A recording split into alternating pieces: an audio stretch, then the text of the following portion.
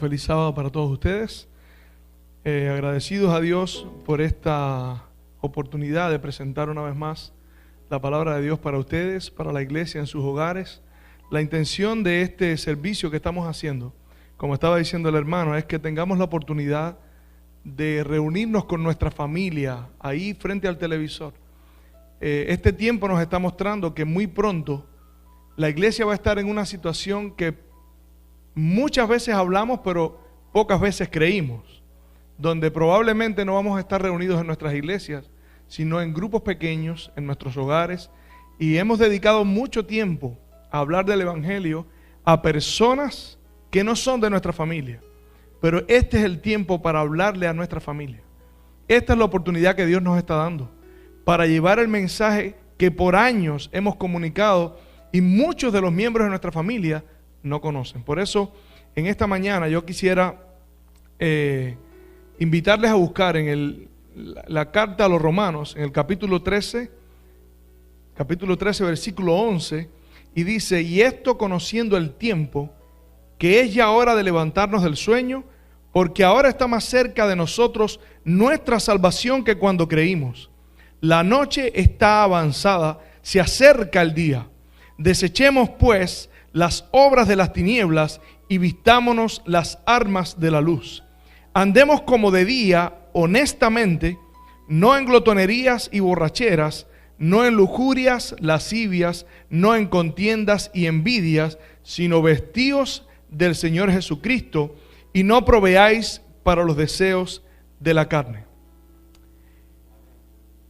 Bendita sea la palabra de Dios. Yo quisiera, antes de comenzar, tener también unas palabras de oración. Querido eterno Padre, en esta hora necesitamos tu dirección, necesitamos tu guía. Asístenos con tu Espíritu Santo y que podamos hablar tu palabra, que el hombre pueda desaparecer y que solamente Jesús y su palabra puedan ser las cosas que escuche tu iglesia en esta hora. En el nombre de Jesús, amén. Este texto que está aquí representa el sentimiento más profundo y el anhelo más profundo del apóstol Pablo. De hecho, hay un lugar donde el apóstol Pablo dice que el anhelo de la creación y el anhelo de los santos era ver venir a Jesús.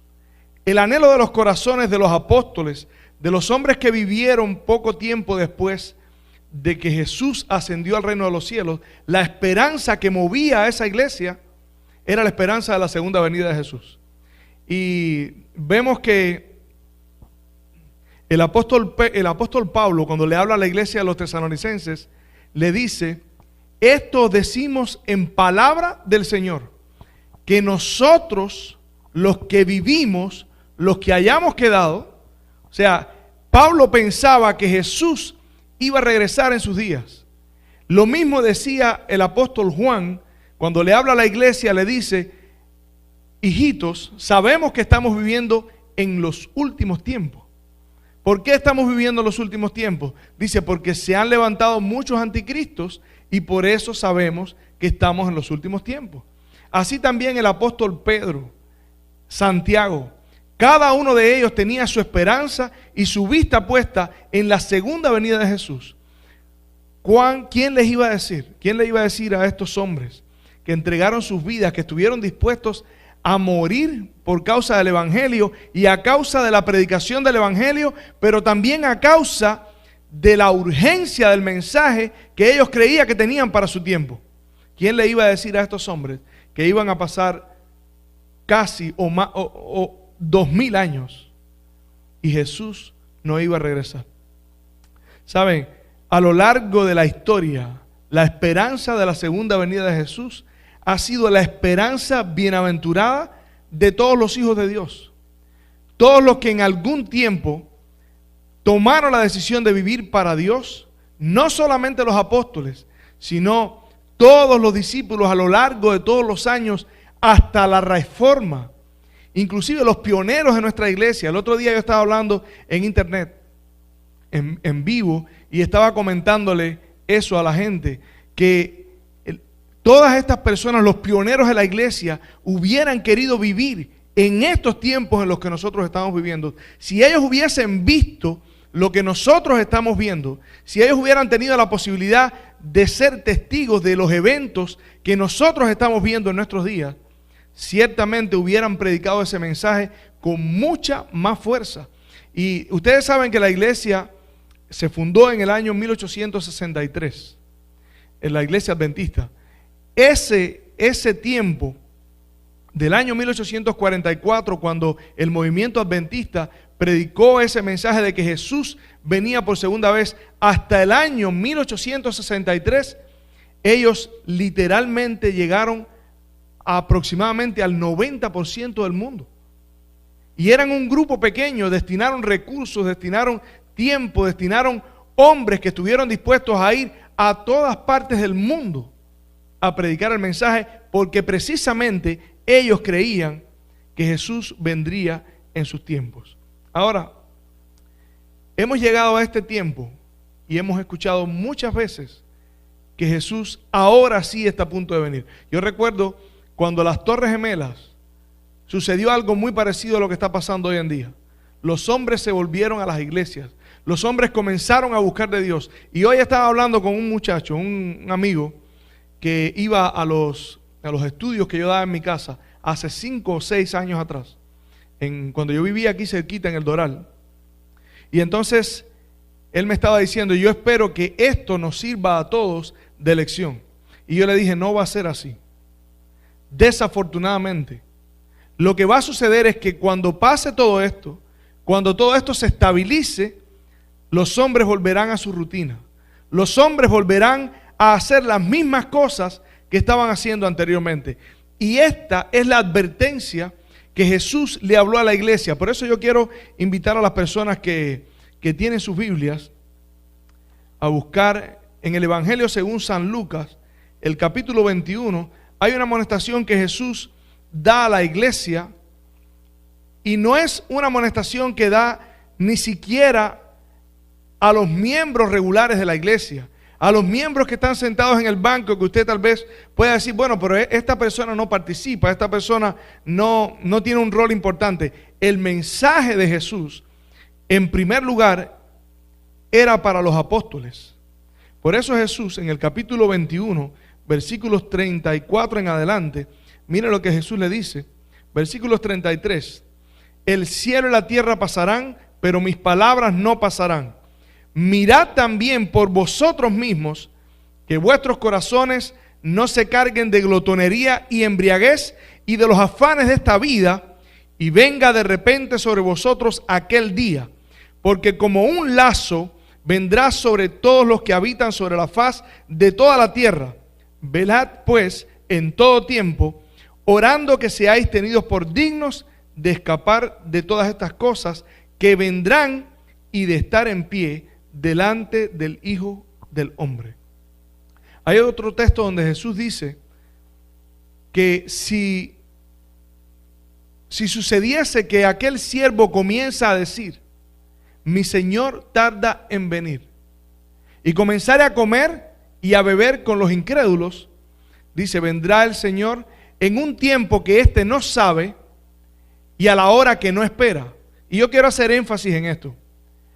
Un tiempo en el que no sabe y a la hora que no espera. ¿Por qué es que el siervo, que era un buen siervo, dejó de ser un buen siervo y ahora no sabe y no entiende a la hora en la que su Señor va a regresar?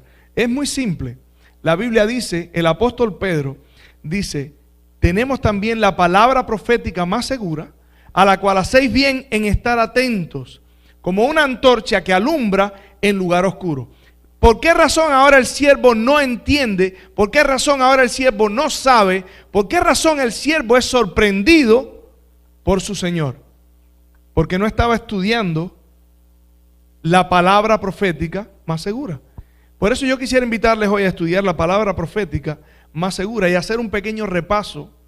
No lo voy a buscar en la Biblia por amor al tiempo, pero quisiera hacer un pequeño repaso, porque sabemos que los apóstoles en sus días esperaban a que Jesús regresara por segunda vez. Pero nosotros sabemos que había muchas cosas que tenían que suceder antes de que Jesús regresara que no habían sucedido en su tiempo. Por eso es que Pablo también un poco más adelante, hablándole a la misma iglesia, le dice que nadie os engañe, haciéndoles creer que el Señor vendrá pronto.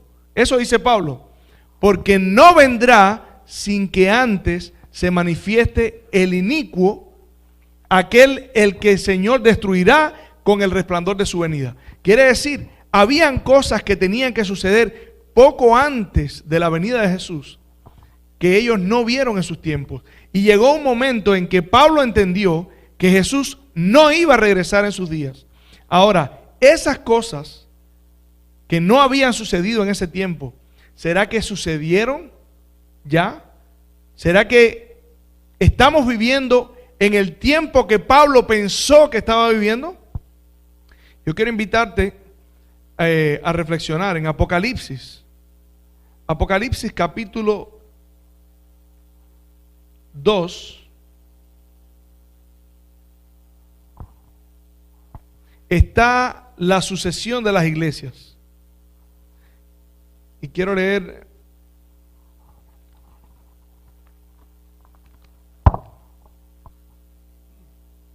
dice ahí el capítulo 2. Escribe al ángel de la iglesia en Éfeso, el que tiene las 7 estrellas en su diestra, el que anda en medio de los 7 candeleros de oro, dice esto: yo conozco tus obras y tu arduo trabajo y paciencia, y que no puedes soportar a los malos, y has probado a los que se dicen ser apóstoles y no lo son, y los has hallado mentirosos. Ahora, esto que estamos leyendo aquí son los mensajes a las 7 iglesias. Estos mensajes representaban diferentes periodos históricos por los cuales iba a pasar la iglesia a lo largo de los años. De manera que la iglesia de Éfeso, esto que acabo de leer, representa a la iglesia apostólica. Pero después del año 100, cuando muere el último de los apóstoles, comienza la iglesia de Esmirna. Y así sucesivamente va pasando a lo largo de los años: Éfeso, Esmirna, Pérgamo, Tiatira, Sardis, Filadelfia. Y yo quiero hacerte una pregunta: ¿en qué iglesia proféticamente estamos viviendo hoy? Estamos viviendo en la iglesia de la Odisea, la última iglesia, que es precisamente la iglesia que dice que vive en tiempos del juicio. Quiere decir, hay 7 iglesias que son 7 periodos a lo largo de la historia, pasaron todos esos periodos y ahora vivimos en el último periodo representado por la iglesia de la Odisea. En la Biblia hay 7 sellos. Estos sellos también son periodos proféticos a lo largo de la historia. Estamos viviendo en el 6º sello. Y la Biblia dice que el 7º sello se va a celebrar en el cielo.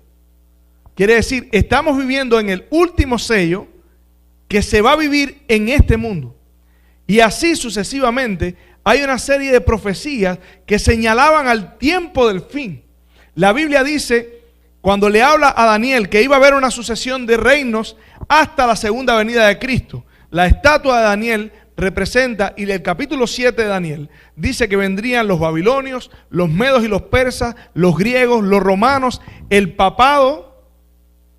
En 1798 la profecía indica cuándo comienza el tiempo del fin, y en 1798 el papado recibe una herida mortal. Una herida que la Biblia decía también que iba a ser sanada. O sea, cuando el papado recibió la herida mortal, no solamente esa era la profecía que se debía cumplir como una señal del tiempo del fin, sino que la herida mortal sería sanada. Y en el año 1929, Mussolini devolvió al papado una vez más los poderes pontificios, y este poder, dice la Biblia, que haría que se maravillara toda la tierra nuevamente en pos de ella. Eso lo estamos viendo en nuestros días. Y está sucediendo justo frente a nuestros ojos. La Biblia dice que después de toda esta sucesión de gobiernos que están representados a través de bestias y cuernos y todas estas cosas que a veces nos confunden y nos hacen tener cierto temor, dice que iba a venir otra bestia que tiene 2 cuernos como de cordero, que sale justamente de la tierra. Todas estas bestias anteriores, todos estos gobiernos anteriores salieron del mar. ¿Qué representa el mar? Representa lugares donde hay mucha población, pero este poder nuevo que sale en Apocalipsis 13 sale de una tierra despoblada y sale de la misma manera del mismo lugar donde dice que viene huyendo la mujer. La mujer en Apocalipsis capítulo 12 representa a la iglesia huyendo de la persecución papal. Eso fue lo que pasó en este país.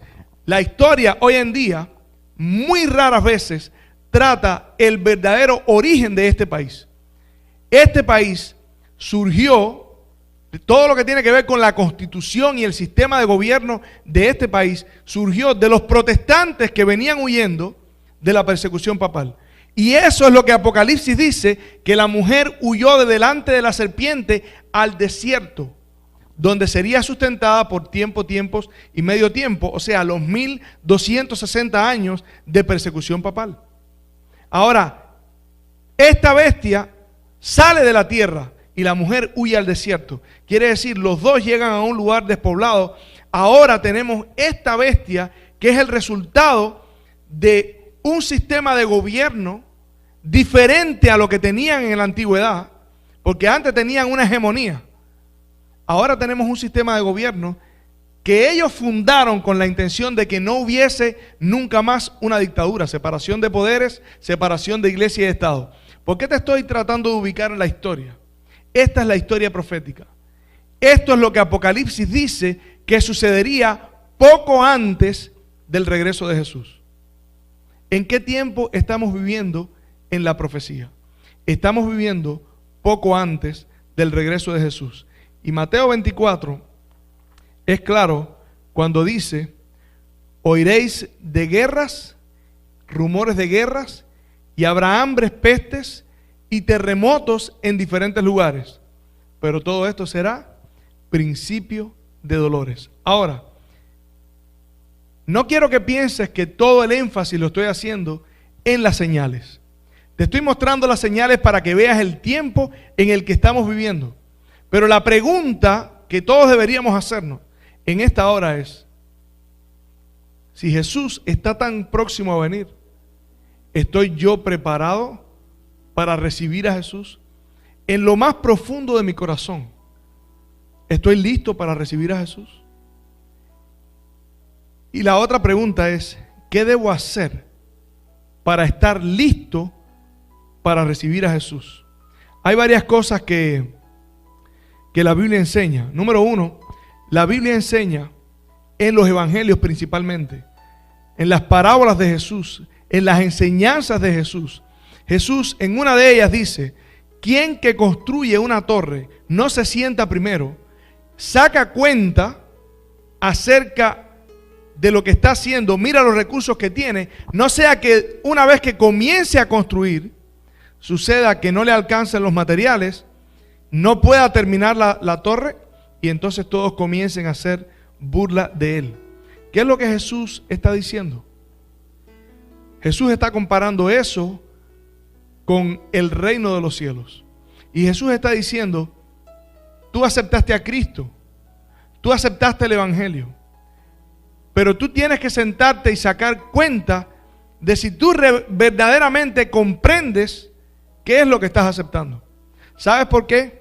Porque hoy vivimos en un tiempo cuando todos dicen que somos cristianos y nadie lo puede cuestionar. Vivimos en un tiempo donde se habla poco de la palabra de Dios y al mismo tiempo se habla mucho de la palabra de Dios. Pero se habla de la palabra de Dios un mensaje que no incomoda a las personas. Un mensaje que presenta parte del mensaje de la Biblia, pero no presenta todo el mensaje en su totalidad. Y el mensaje de la palabra de Dios muchas veces es un mensaje que incomoda. Es un mensaje que te saca del confort, te saca de la situación cómoda en la que tú vives. Por eso, una vez a Jesús le preguntaron: Señor, ¿son pocos los que se salvan? Mira las preguntas a las que Jesús muchas veces, por las que Jesús muchas veces tenía que pasar. Alguien le pregunta, ¿son pocos los que se salvan? ¿Saben lo que Jesús respondió? Son muy pocos los que se salvan. Esforzaos a entrar por la puerta angosta, porque pocos son los que entran por esa puerta. Muchos son los que entran por la puerta ancha, porque angosto es el camino que lleva a la vida, pero ancho el camino que lleva a la perdición. Una vez Jesús estaba con sus discípulos y les dijo, bienaventurados los pobres en espíritu, bienaventurados los que lloran, bienaventurados los que sufren, bienaventurados, y presentó un evangelio, presentó una doctrina que ellos por muchos años habían olvidado. Tenían la palabra de Dios, tenían el conocimiento del Dios verdadero, pero habían olvidado la esencia del evangelio. ¿Y sabes por qué? Porque es mucho más fácil hacer cosas que entregarle el corazón auténticamente a Jesús. Es mucho más fácil venir a la iglesia, sentarse en un banco y regresar a tu casa. Es mucho más fácil vestirte bien, vestirte lindo, ponerte un traje. Es mucho más fácil presentar una imagen de cristiano al mundo que ser un cristiano auténtico. Porque para tú presentar una imagen solamente necesitas hacer lo que los cristianos hacen. Pero para tú ser un cristiano necesitas ser transformado de adentro hacia afuera. Para tú ser un cristiano significa que tú le das a Dios la llave de tu vida. Tú le das a Dios la autoridad total sobre tu vida. Y eso es lo que enseña la palabra de Dios, que hoy en día muy pocas veces se está presentando. Y esto es lo que prepara al pueblo de Dios. ¿Por qué? Porque Jesús no quiere parte de tu corazón. ¿Y sabes por qué Jesús quiere todo tu corazón? Porque esto es un proceso legal. El diablo era el príncipe de este mundo. Y Jesús entregó su vida para salvar al hombre. Pero solamente aquellas personas que quieran aceptar a Jesús, aquellas personas que realmente le quieran dar su corazón a Dios y quieran aceptar el sacrificio que Jesús hizo, son los únicos que Jesús puede salvar. Porque Dios no puede forzar tu voluntad. Por eso es que Dios te pide todo su corazón, todo tu corazón. Jesús dice, dame, hijo mío, tu corazón y miren tus ojos por mis caminos. Por eso vivimos en un tiempo cuando la mayor necesidad que todos nosotros tenemos es la necesidad de presentar el mensaje de la palabra de Dios. Y la pregunta es, ¿cómo puedo prepararme para recibir a Jesús? Porque el profeta dice, prepárate para el encuentro con tu Dios. Y Jesús dice, aquel que conociendo la voluntad de su Señor no se preparó, quiere decir, es necesaria una preparación. Pero muchas veces nos paramos aquí, hablamos de que hay que hacer una preparación, pero no sabemos cuál es la preparación. Y quiero ahora abrir un paréntesis. Jesús presentó en sus enseñanzas como que Él tenía un afecto especial por cierto tipo de personas.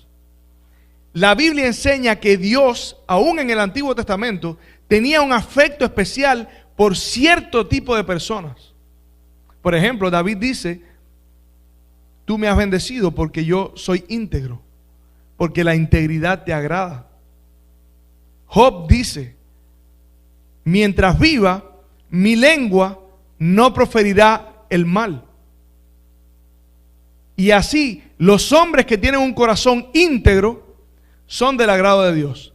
Pero quiero presentar ahora algo que Jesús presentaba en sus enseñanzas, que parece que no está en el Antiguo Testamento, pero también está en el Antiguo Testamento. ¿Y saben qué cosa es? Ustedes van a la Biblia y se encuentran que Jesús está haciendo un paralelo entre un fariseo que está orando y dice: Señor, gracias porque yo soy bueno, gracias porque yo soy santo, gracias porque yo soy hombre y no mujer, gracias porque no soy ni siquiera como este. Y había uno que estaba allí, y dice Jesús, ese ni siquiera levantaba su cabeza, solamente decía: sé propicio a mí, pecador. Y cuando vamos a la Biblia nos damos cuenta de que Jesús en el Nuevo Testamento tenía un interés especial en aquellas personas que sentían que eran lo último de la vida. ¿Sabes? El trabajo que hacemos con los hombres me trajo a la mente algo interesante. Este mundo es el homeless del universo. Este mundo es la pequeña oveja negra que se descarrió. Es el hijo pródigo que se apartó, y el corazón del Padre suspira por este mundo perdido. Por eso es que Jesús estuvo dispuesto a venir a este mundo, y ese concepto es la esencia del Evangelio. Cristo vino a este mundo a buscar la oveja perdida, lo que se perdió. ¿Y por qué estoy diciendo esto? Porque a menos que tú entiendas cuál es tu verdadera condición, no vas a poder recibir los beneficios de esa salvación. Por eso es que la obra del Espíritu Santo es convencer al mundo de pecado, de justicia y de juicio. Por eso es que David dice: al corazón contrito y humillado no despreciarás tú, oh Dios. Y cuando ustedes van a la historia de la Biblia, ustedes se dan cuenta.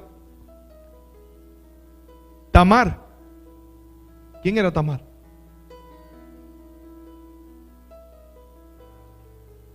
No era mujer de Judá, pero era una mujer que había sido despreciada, era una mujer que había sido puesta al lado y se vistió de ramera. Miren esto, se vistió de ramera y fue y se acostó con su suegro. Y usted dice: bueno, pero eso no está bien. La manera como esa mujer se sentía, Dios lo vio ahí en lo más profundo de su corazón. Y miren qué interesante, que lo que sucedió es que esta mujer hoy en día forma parte de la genealogía del Mesías. Rahab era una prostituta, una ramera, que fue salva, ni siquiera era del pueblo de Dios. Y Dios fue mucho más allá de donde podían ver los hombres. Muchas veces nosotros, como Dios le dijo a Samuel, vemos lo que está delante de nuestros ojos, pero no entendemos la esencia del Evangelio. Por eso Jesús le dijo a los fariseos: las rameras y los publicanos van delante de vosotros al reino de los cielos. ¿Por qué van delante? Porque estas personas llegaron a un punto en su vida que entendieron su miseria, entendieron que estaban perdidos, entendieron que estaban en una situación desesperada, y a menos que ellos se volviesen a Dios y aceptasen a Dios, el favor y el don de la salvación, no había esperanza. Ellos comprendían lo que estaban pasando. Miren la historia de Betsabé. Miren la historia de Ruth, una mujer que era de otro pueblo, que cuando Boaz le dijo: mira, ven, espiga aquí con mis siervos y toma del agua y prueba del pan, se inclinó delante de él y le dijo: ¿por qué? ¿Qué ha visto su Señor en mí para que yo halle gracia delante de ti? Y es impresionante porque la historia de Ruth es una muestra del plan de la redención y de la simpatía que Dios tiene por su iglesia, la simpatía que Dios tiene por el hombre. Y cuando ella se acostó a sus pies, y me viene a la mente la historia de María Magdalena, que se tiró a sus pies, esa era otra mujer. Fíjense lo que tratemos de conocer a Dios. Yo creo que esta situación nos está instando, nos está motivando, nos está alertando que este tiempo es un tiempo de amonestación para ir y buscar a Dios, ir y conocer a Dios. No conocemos a Dios. La Biblia dice que el verdadero amor echa fuera el temor. Y bueno, ¿de qué manera ligamos este asunto de las profecías que dan miedo con el temor? Si tú conoces el amor de Dios para ti, si tú conoces a Dios, tú no vas a tener temor. Porque el verdadero amor echa fuera el temor. Otra de las experiencias es la experiencia de la mujer sirofenicia, la mujer samaritana. Miren, pónganse a ver cuántos personajes en el Nuevo Testamento Jesús les dedicó una atención especial, que era una atención que nadie ni remotamente les daba, porque eran personas que eran desechados por la sociedad. Y cuando Jesús le habló a los discípulos, le dijo, me es necesario, le era necesario, dice, pasar por Samaria. ¿Y qué fue lo que pasó, Señor? ¿Qué hacemos? Ustedes no entienden. Hay una comida que yo tengo que comer. No estoy hablando de pan, no estoy hablando de agua. Yo vine a hacer la voluntad de mi Padre, y la voluntad de mi Padre es que no se pierda nada de lo que Él me dio. Y señores, la preparación que necesitamos, ¿saben cuál es? Necesitamos buscar a Dios desde lo más profundo de nuestros corazones. ¿Saben para qué? Para que Dios nos muestre cuál es nuestra gran necesidad. Necesitamos desesperadamente de Jesús. ¿Sabes por qué no hay celo? ¿Sabes por qué no hay fervor? ¿Sabes por qué no hay pasión? ¿Sabes por qué no estamos dispuestos a dedicar de nuestro tiempo, de nuestros recursos, de nuestro sueño por el Evangelio? ¿Sabes por qué? Porque no conocemos a Dios ni entendemos cuál es nuestra verdadera necesidad. Por eso tenemos que darle a Dios la oportunidad de convencernos de pecado, de justicia y de juicio. Por eso es que muchos verán a gente que viene del oriente, del este, del oeste y del occidente, que se sentarán con Abraham, con Isaac y con Jacob, mientras los hijos del reino se quedarán afuera. Porque estar vestidos de traje no significa ser cristiano. Tener una Biblia en la mano no significa ser cristiano. Ser cristiano es entregarle la vida a Cristo. Pero tú no le puedes entregar la vida a Cristo, porque tú no quieres entregarle la vida a Cristo. La Biblia dice, no hay quien busque a Dios, no hay quien entienda, no hay ni siquiera uno. Y entonces, ¿cómo hago? Pablo dice, el bien que quiero hacer no hago, y el mal que no quiero, eso es lo que hago. Miserable hombre de mí, ¿quién me librará de este cuerpo de muerte? Esa es la condición. Dice, toda cabeza está enferma y todo corazón doliente, desde la punta del pie hasta la coronilla. Toda cabeza está enferma, todo corazón doliente. No hay quien busque a Dios, no hay quien entienda, no hay ni siquiera uno. Quebranto y desventura, dice la Biblia, hay en sus caminos. Y Job dice, el hombre nacido de mujer, corto de días y hastiado de sinsabores. El hombre vive en una amargura profunda, y la Biblia representa a los que viven en el tiempo del fin a través de una de las plagas o una de las trompetas. Dice que cae una piedra sobre la tierra y las aguas se convierten en hiel y en ajenjo. La amargura del pecado. Hay personas que, yo he escuchado a mucha gente hablándole a otros y enseñándole cómo ser felices. ¿Tú quieres saber cómo ser feliz? ¿Tú quieres realmente ser feliz? Primero tienes que estar en paz. Y para poder estar en paz, tienes que aceptar a Cristo en tu vida.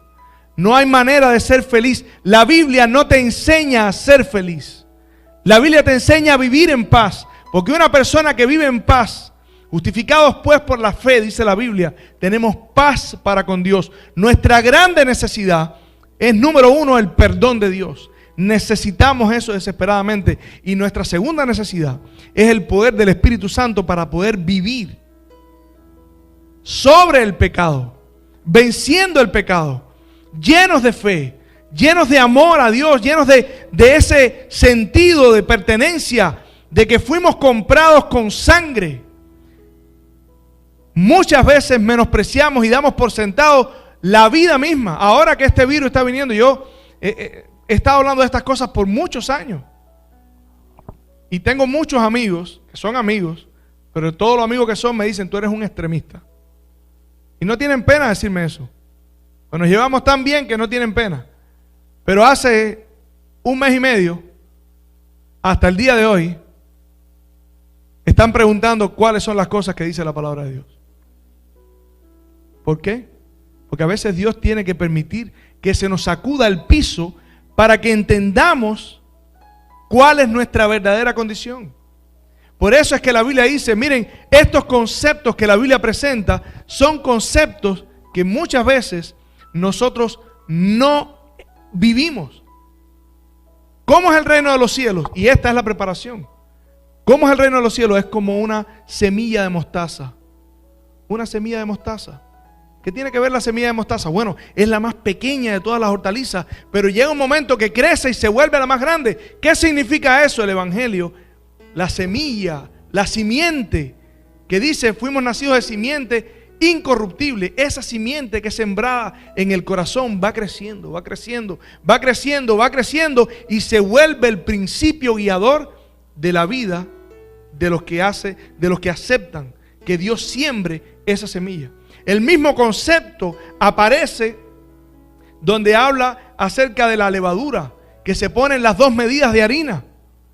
Dice, el reino de los cielos es como 2 medidas de harina donde se pone un poquito de levadura. Y llega un momento que esa levadura empieza a crecer hasta que absorbe toda la masa, la levadura del Evangelio, la levadura de la palabra de Dios. Tiene que llegar a un punto en que absorba nuestra vida. Si no estamos viviendo así, el espíritu de profecía dice, si no queremos orar, si no tenemos anhelos de buscar a Dios, si no tenemos el deseo de pasar tiempo estudiando la Biblia, si nuestros pensamientos no se deleitan en la eternidad, las esperanzas de la vida eterna son vanas. Si tú no estás viviendo hoy en el reino de los cielos, si tú no estás viviendo hoy, si no es el anhelo de tu corazón pasar tiempo con Dios, no significa que estás perdido. Pero tal vez tienes que aprovechar la voz del Espíritu Santo que te dice, necesitas buscarme. ¿Sabes por qué? Porque cuando tú buscas a Dios, así como estás, tú vienes a Dios, Señor, no quiero estudiar la Biblia, Señor, no quiero, ayúdame. Una mujer te pasa por el lado y la mira, te quiere robar esto, te quiere llevar aquello, tienes malos pensamientos, te sientes que estás molesto con los hermanos de la iglesia o con tu familia. ¿Cómo toda la doctrina que conocemos por años nos puede ayudar a vencer estas cosas? ¿Se puede vencer estas cosas? Romanos 8 dice que sí, que mediante el Espíritu podemos matar las obras de la carne. Y esa naturaleza mala puede estar sometida y esclavizada hasta que Cristo regrese por segunda vez. Eso es lo que enseña la Biblia. Esa es la preparación que necesitamos hacer. Entregarle a Dios completamente la vida. Y es una obra que no podemos hacer por nosotros mismos. Nadie se puede crucificar a sí mismo. Pablo dice, con Cristo estoy juntamente crucificado. ¿Quién lo crucificó? Jesús lo crucificó. ¿De dónde Pablo sacó el amor? Jesús se lo dio. ¿De dónde Pablo sacó la fe? Jesús se la dio, el Espíritu Santo. ¿De dónde Pablo sacó lo más mínimo que nosotros tenemos son frutos del Espíritu Santo? De manera que si tú quieres tener una preparación para encontrarte con Jesús, mi recomendación es, humíllate delante de la presencia de Dios, reconociendo tu maldad, reconociendo cuánto necesitas a Dios y cuán grave es tu condición. La Biblia dice que somos unos ciegos, desventurados, pobres, miserables, desnudos. Y es terrible esa declaración. ¿Sabes por qué? Porque la iglesia en el capítulo 12 del libro de Apocalipsis dice que la mujer estaba vestida del sol, estaba vestida de Jesucristo. Tenía una corona de 2 estrellas. Tenía la luna debajo de sus pies. La iglesia estaba vestida de manera hermosa. Pero a medida que fue avanzando en la historia, perdió su vestidura, perdió su corona. Por eso dice que nadie tome tu corona. Solamente los que lavan su vestimenta en la sangre del Cordero. Y ahora cuando llega Apocalipsis capítulo 3, ¿qué es lo que dice? Eres un pobre, miserable, ciego, desnudo. Esa es nuestra realidad. Y no son malas noticias. el mensaje de la Odisea está lleno de estímulo. Porque Jesús dice, te estoy diciendo esto porque te amo. Porque hay solución. Y en secreto, cuando pasamos tiempo con Dios, sucede una cosa interesante. Te ves realmente como eres. Te ves tan pecador como eres. Y al mismo tiempo no te sientes condenado. Porque sabes que el amor de Dios cubre tu vida. La gracia de Dios te justifica. La gracia de Dios te perdona. Y tú comienzas, mientras más conoces a Dios, mientras más conoces su amor, mientras más conoces su carácter, mientras más conoces la manera como Él trató con todas estas personas en la antigüedad, póngase a pensar.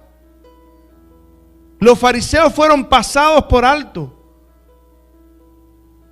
Y el mensaje fue a unos pastores que no tenían nada que ver con el gobierno de Israel. Los fariseos fueron pasados por alto y el mensaje llegó a unos pescadores. La misión de las 12 tribus de Israel fue traspolada, por decirlo de alguna manera, a los 12 apóstoles. Y estos hombres eran hombres, dice la Biblia, con pasiones semejantes a las nuestras. Pero vencieron por el poder y la gracia de Dios. Y de esa misma manera que ellos vencieron, tú puedes vencer. Esa es la preparación. La preparación no es vencer. La preparación es buscar de Dios para que Dios pueda llevarte a vencer. Esa es nuestra esperanza. La perla de gran precio. ¿Qué dice Jesús? Miren el mismo principio. Si un hombre vio una perla, un mercader que era alguien que sabía, vio una perla de gran precio, ¿qué hizo? Vendió todo lo que tenía. Todo lo que tenía. La semilla de mostaza se convierte en todo, la más grande de todas. Así también la levadura absorbe toda la masa. El mercader de buenas perlas vende todo lo que tiene. El que encuentra el tesoro de gran precio vende todo lo que tiene y compra el campo. Cristo es el tesoro de gran precio. Cristo es la perla de gran precio. ¿Qué tiene que pasar en nuestra vida para que nosotros entendamos que no somos dioses? Para que entendamos que no tenemos ningún tipo de seguridad, a menos que entendamos estas cosas, a menos que comencemos a vivir estas cosas. Y Jesús dice, cualquiera que quiera venir, estas palabras son duras, y a veces son tan duras y tan directas que no queremos verlas. Jesús dice, quien quiera venir en pos de mí y no renuncia a todo lo que tiene. ¿Saben cuál fue la respuesta de Booz a Ruth? Es muy interesante. Dice, ¿qué he hecho yo para hallar gracia delante de ti si yo soy una extranjera? No soy ni siquiera como una de tus criadas. ¿Saben lo que él le dijo? He sabido lo que tú hiciste, que dejaste a tu padre, a tu madre y a tu tierra, y viniste a refugiarte debajo de los brazos, debajo de las alas del Dios de Israel. ¿Qué fue lo que dijo Jesús? El que no renuncia a padre, a madre, a tierras, a casas, por causa de mi nombre. Todo lo que Jesús dijo ya estaba en el Antiguo Testamento. ¿Qué es lo importante aquí? Las señales, son importantes las señales, pero las señales tienen un propósito. Los discípulos un día le dijeron a Jesús, Señor, dinos cuándo serán estas cosas y qué señal habrá de tu venida. Y Jesús, la primera señal que le dijo fue, mirad por vosotros mismos, que nadie os engañe. Lo importante no son las señales te indican, como dice el apóstol Pablo, y esto conociendo el tiempo. ¿Por qué? Porque es ya hora de levantarnos del sueño, porque ahora está más cerca de nosotros nuestra salvación que cuando creímos. Vivimos justo antes de la venida de Jesús. Y miren lo que dice el capítulo 13. Sino vestíos del Señor Jesucristo y no proveáis para los deseos de la carne. Andemos como de día, honestamente, no en glotonerías y borracheras, no en lujurias y lascivias, no en contiendas y envidias. La noche está avanzada, se acerca el día. Desechemos pues las obras de las tinieblas y vistamos las obras de la luz. Su pueblo, dice el Espíritu de profecía, que está allá afuera todavía, en los evangélicos, entre los pentecostales, entre los católicos, entre los santeros, ovejas que en un momento escucharán su voz y vendrán. Y cuando descubran este mensaje, cuando descubran el mensaje que por años nos ha hecho lo que somos, pero que no hemos honrado ese mensaje, como dice la Biblia, no hemos temblado ante su palabra. Dice la Biblia, a este escucharé, al que tiembla ante mi palabra. Y este mensaje lo hemos tomado tan pasivamente, por temor a la familia que nos digan cosas, por temor a los amigos que nos digan como mis amigos, y me dicen, eres un ridículo, eres un extremista. Pero sabes, hoy me siento bien, porque mirando hacia atrás, me doy cuenta que yo no estoy diciendo estas cosas porque llegó la crisis. Yo llevo muchos años hablando de estas cosas. Y esto es lo que me mantiene vivo. Cuando los pastores aquí y allá dicen esto y dicen aquello, cuando los líderes de la iglesia o cuando los maestros o cuando los diáconos hablan, yo escucho a todo el mundo, pero mi norma está en este libro. Porque dice la Biblia que vendrán tiempos cuando los hombres no sufrirán la sana doctrina, sino que teniendo comezón de oír, se apartarán de la palabra de Dios y se volverán a las fábulas. Que Dios permita que eso no pase con nosotros. Y finalmente, Jesús dice, cuando ustedes vean todas estas cosas, erguíos y levantad vuestras cabezas, porque vuestra redención está cerca. Jesús está regresando por segunda vez. Y yo quiero estar ahí. Jesús está regresando por segunda vez y yo quiero que mi familia esté ahí. Y este tiempo me ha mostrado que tengo que dedicar más tiempo a hablarle a mi familia. Más tiempo a hablarle a mis hijos. Más tiempo a hablarle a mi mamá. Más tiempo a hablarle a mi papá. Y cuando lleguemos al reino de los cielos, dice que ese va a ser un momento de emociones encontradas. Que te va a sorprender que hay personas que tú pensabas que iban a estar, pero no están. Otras que pensabas que no iban a estar, pero que están. Te vas a sorprender de que tú mismo estás allí. Pero también, aunque vas a tener mucha alegría por estar allí, van a haber muchas tristezas. Porque vas a entender, en ese momento, con una visión perfecta, con una capacidad absolutamente impresionante para valorar las cosas que estás viendo, vas a entender que pudiste haber hecho mucho más para ayudar a salvar a otras personas. Vas a entender que no diste todo lo que pudiste dar, por incredulidad, por vagancia, por irresponsable. La Biblia dice, la mies es mucha y los obreros pocos. Que hoy nosotros podamos tomar la decisión de vivir para Dios, de aceptar el mensaje del Espíritu Santo para nosotros y de llevar el mensaje del Evangelio a otras personas. Que Dios les bendiga. Vamos a tener unas palabras de oración. Querido Padre que estás en el cielo, Señor, gracias por tu amor y por tu cuidado. Gracias por tu palabra, gracias por el Espíritu Santo que amonesta nuestra mente y nuestros corazones para que nos volvamos a ti todo el tiempo. Sobre todo conociendo el tiempo en el que vivimos, Señor. Que ahora está más cerca nuestra salvación que cuando creímos. Nos ponemos en tus manos en este día maravilloso. Bendice a todas las personas que están escuchando. Bendice a tus hijos en todas partes del mundo, Señor. Y permite que podamos ponernos de tu lado, del lado de tu ejército, para llevar este mensaje al mundo entero, porque toda la tierra será llena del conocimiento de la palabra de Jehová. Gracias, Señor, en el nombre de Jesús. Amén.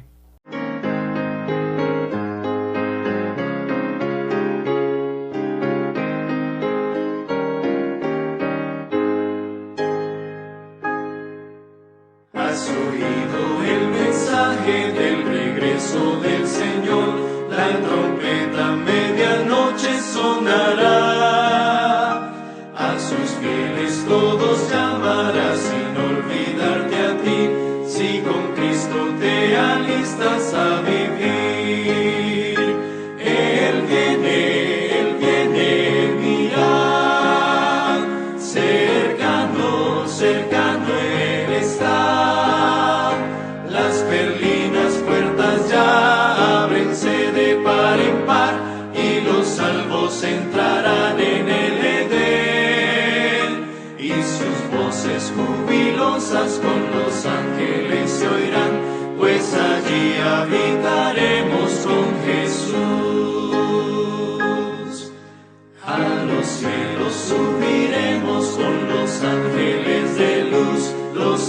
pecados separados se unirán, con nosotros para siempre nunca se apartarán, cuando allí habitaremos con Jesús.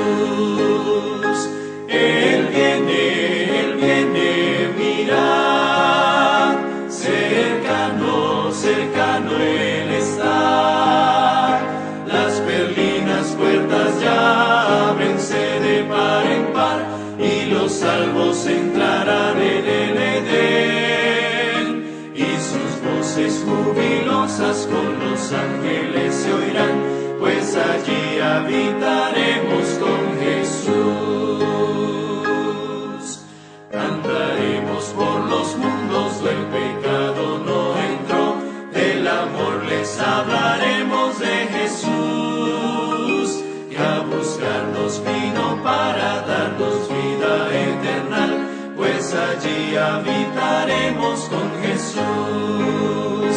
Él viene, mira, cercano, cercano Él está. Las perlinas puertas ya ábrense de par en par, y los salvos entrarán en el Edén, y sus voces jubilosas con los ángeles se oirán, pues allí habitaremos con Jesús. Pasarán los siglos uno tras el otro sin cesar, y el vigor perenne no se perderá.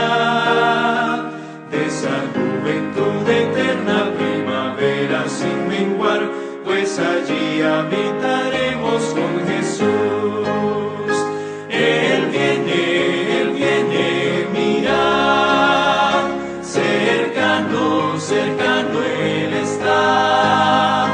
Las perlinas puertas ya ábrense de par en par, y los salvos entrarán en el Edén, y sus voces jubilosas con los ángeles